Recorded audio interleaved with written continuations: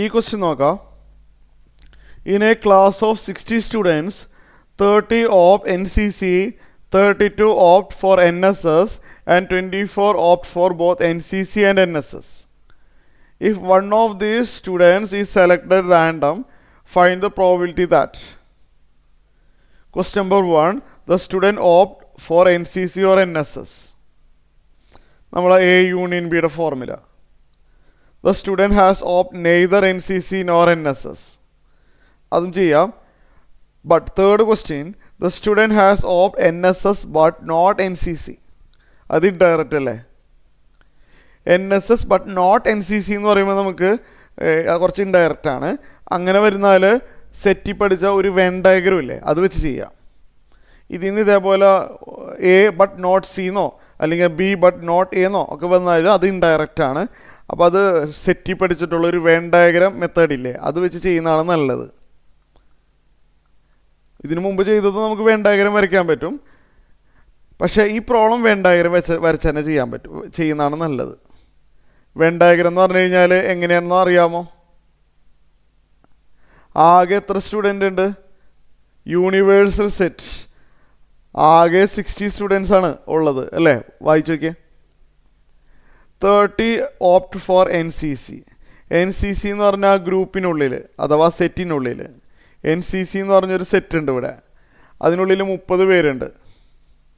അതുപോലെ NSS എന്ന് പറഞ്ഞ വേറൊരു സെറ്റ് ഉണ്ട് ഇവിടെ, അതിനകത്ത് 32 ഉണ്ട്. അതും എഴുതാം. അതിനു മുമ്പ് 24 opt for both NCC and NSS. അതെങ്ങനെ എഴുതും? 24 പേര് NCCയിലും NSSയിലും രണ്ടിലുണ്ട്, 24 പേര്. അപ്പോൾ 24 സ്റ്റുഡൻസ് ഈ സെൻറ്ററിൽ എഴുതണം. 24 പേരുണ്ട് ഈ ചെറിയ റീജിയനുള്ളിൽ. കാരണം ഇവിടെയുള്ള സ്റ്റുഡൻറ്റിൻ്റെ പ്രത്യേകത അവർ NCCക്കുള്ളിലുണ്ട്, NSSനുള്ളിലുണ്ട്. അപ്പോൾ 24 ഇവിടെ എഴുതാം. ഇതെല്ലാം ഫില്ല് ചെയ്യുക. NCC എന്ന് പറഞ്ഞ സർക്കിളിനുള്ളിൽ ആകെ എത്ര പേരുണ്ടെന്ന് അറിയാമോ? NCCക്കുള്ളിൽ ആകെ 30 പേരുണ്ട്. അതിൽ 24 പേരും NCCക്കുള്ളിലുള്ള ആൾക്കാർ തന്നെയല്ലേ? ഒരു 6 പേര് ഈ സ്പേസിനുള്ളിൽ വരണം. 24 + 6 30 ആയല്ലോ. 30 ഓപ്റ്റ് ഫോർ NCC എന്ന് പറഞ്ഞിട്ടുണ്ട്. ഇനി NSSനകത്ത് എത്രയാണ്? 30 ഓപ്റ്റ് ഫോർ NCC, ശരിയല്ലേ? 32 ഓപ്റ്റ് ഫോർ NSS. അപ്പോൾ NSSനുള്ളിൽ 32 പേരുണ്ട്. അതിൽ 24 പേര് ഇവിടെ പോയി, ബാക്കി 8 പേര് ഇവിടെ വരണം. അപ്പോൾ 24 + 8 32 ആയില്ലേ?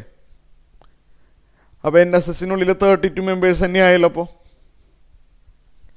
ഇനി വല്ലതുണ്ടോ? ഇതിന് പുറത്ത് ചിലപ്പോൾ സ്റ്റുഡൻസ് ഉണ്ടാവാം അല്ലേ? അതും കൂടി വേണമെങ്കിൽ എഴുതി വെച്ചേക്കാം. അത് ചിലപ്പോൾ ആവശ്യം വരില്ലായിരിക്കാം, എങ്കിലും എഴുതി വെച്ചേക്കാം.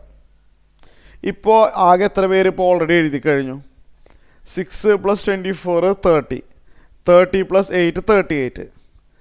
ആകെ 38 സ്റ്റുഡൻസ് ഇപ്പോൾ ഓൾറെഡി മാർക്ക് ചെയ്ത് കഴിഞ്ഞു. 60 പേര് ഇത് 38 പേര് പോയി കഴിഞ്ഞാൽ എത്ര വരും അല്ലേ? ശരിയല്ലേ? 60 - 38 ചെയ്ത് കഴിഞ്ഞാൽ 22 സ്റ്റുഡൻസ് പുറത്താണ്. അവർ ഈ 2 കാറ്റഗറിയിൽ പെടാത്ത സ്റ്റുഡൻസുകളാണ് അവർ. അത് ചിലപ്പോൾ ആവശ്യം വരില്ലായിരിക്കാം, എന്നാലും ഞാൻ എഴുതി വെക്കട്ടെ. നമ്മൾ ഓരോന്നും ആൻസർ ചെയ്യാൻ പോവാണ്. First question, the student opt for NCC or NSS.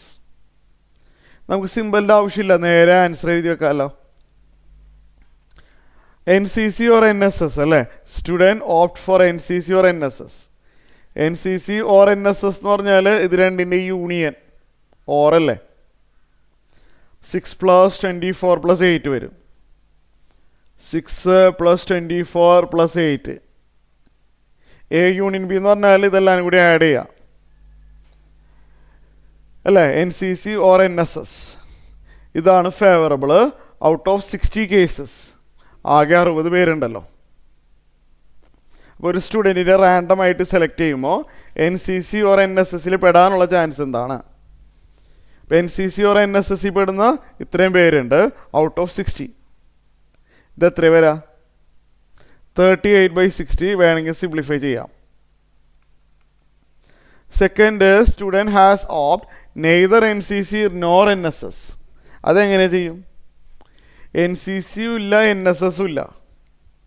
അവരല്ലേ ഈ 22 സ്റ്റുഡൻസ്. അവർക്ക് NCC ഇല്ല, NSS ഇല്ല. അപ്പോൾ 22 / 60 ആണ്. The probability that the student has opted neither NCC nor NSS. Reduce ചെയ്ത് എഴുതാട്ടോ. അതായത് 11/30 എന്ന് എഴുതാം. ഇതിന് മുമ്പ് പറഞ്ഞത് 19/30 എന്ന് എഴുതാം അല്ലേ. Third question, the student has opted NSS but not NCC. NSSൽ മാത്രം വരണം, NCCയിൽ വരാൻ പാടില്ല. NSSൽ മാത്രം വരണം. അത് 8 അല്ലേ. ഈ 8 സ്റ്റുഡൻസ് NSSൽ മാത്രം വരുന്നവരാണ്. അവർ NCCയിൽ സർക്കിളിനുള്ളിലില്ല. അപ്പോൾ NSSൽ വരണം, NCCയിൽ വരാൻ പാടില്ല. 8 / 60 ചെയ്ത് കഴിഞ്ഞാൽ മുകളിലും താഴെയും വേണമെങ്കിൽ ഒരു 4 കൊണ്ട് കട്ട് ചെയ്യാം